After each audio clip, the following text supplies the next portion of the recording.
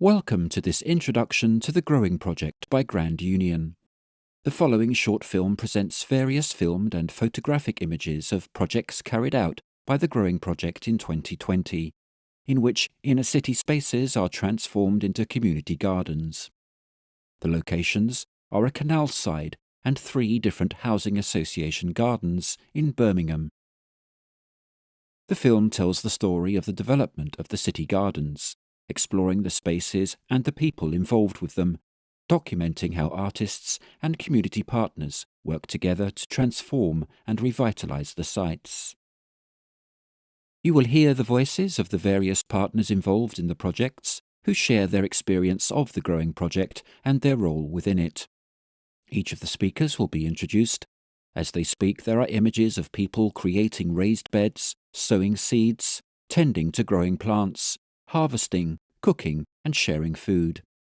The banging, sawing and drilling sounds accompany the construction of a raised bed or a bird table. Given the nature of the film, audio description is kept to a minimum. Images of people gardening in an urban setting.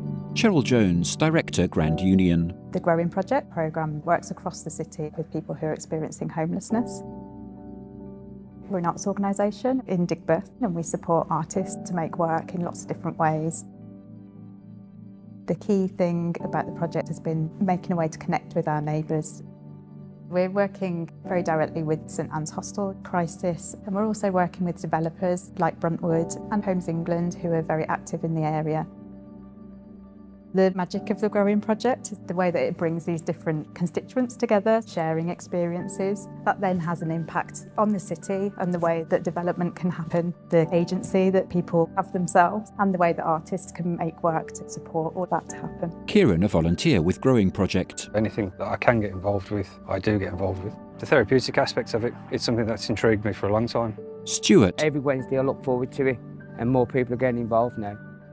Made me a better person. Paul, St Anne's Hostel resident. Growing our own vegetables and then watching someone else cook it. It's given me a different perspective. Joe Capper, Collaborative Programme Curator, Grand Union.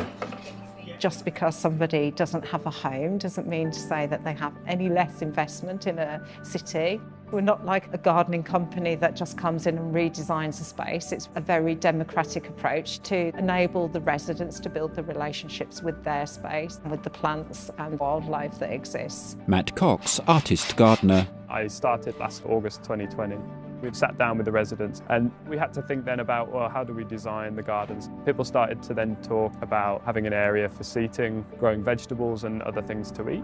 So that's why we decided to do some more traditional vegetable growing. Carolyn Morton, Artist Gardener. The house has a turnover of residents. It felt to me natural to enhance the woodland nature, the native planting. Really the whole premise of the garden is that it will be an oasis both for wildlife but also for the residents of the house. Kirsty Clark, Artist Chef. To start from seed to grow to plate, really to give people agency over their own food, their own health and their own well-being. We've got 3 sites across Spring. Lucy Bird, Community Engagement Manager, Spring Housing. All have got gardens now, which didn't necessarily have gardens which the tenants could use before. Most of the tenants that we work with, based in like a single bedroom, and having that outside space, especially due to COVID, really meant that they can engage in something. Kieran. It all came about through Crisis, who were helping with homelessness. I've always been interested in gardening. It really fits quite well with me. Stuart. We've got peas, potatoes, all your different herbs, chilies, the lot. Paul. We're growing cabbage, beetroots, spring onions, and the colours are, are fantastic. One guy's from Jamaica. I know there's another guy here who's from Turkey, another guy's from Iran. It's that ability to create community and friendships where they wouldn't have existed before. When I first got to the hostel, you clam up, you keep yourself to yourself. But with the Growing Project, it helps you more. We've made new friends. Thumbs up from the volunteers. Rob Valentine, Bruntwood Director. We recognise the part we need to play in delivering a sustainable, thriving city. And I've always been interested in helping facilitate that conversation between the business community and the arts community Those two communities in the past have been very separate, and I think it's really important that the third sector organisations have a more in-depth, broader conversation. The harvest dinner really projected the growing project into that next level and gave it a confidence in the city and able to then move on and do more. Photos of people enjoying a meal and conversation together. The project culminated in a big harvest dinner where we brought together city officials, landlords to sit side by side with the residents to really think about how we could build more inclusive communities. Everybody's thoughts, opinions, beliefs, experiences is valued and has a place. Everything connected with the meal was done by us. The taste and the colours were so different to a normal meal. It made us proud.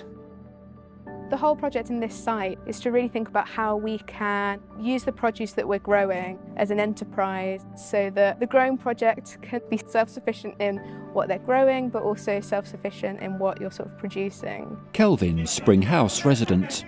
I sit in the fresh air on days like this when the sun's out, it's amazing. This is a real garden. It's got me out of the house and I've really enjoyed getting myself involved. The beauty of getting all these different people together who have different backgrounds and experiences is that when they come together, they create something that couldn't have happened before. The tenants are coming from outside where they live into the gardens and just making it more of a home.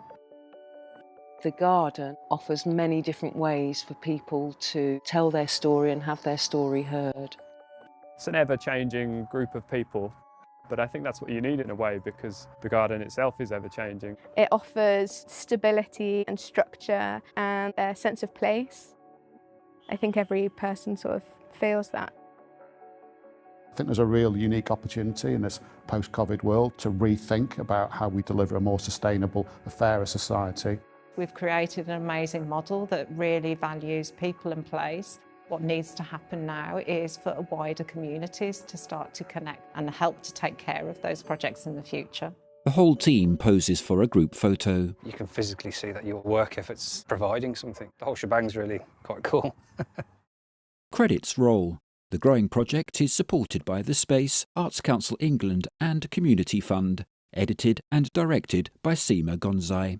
The audio description is provided by Tony McBride for Vocalise.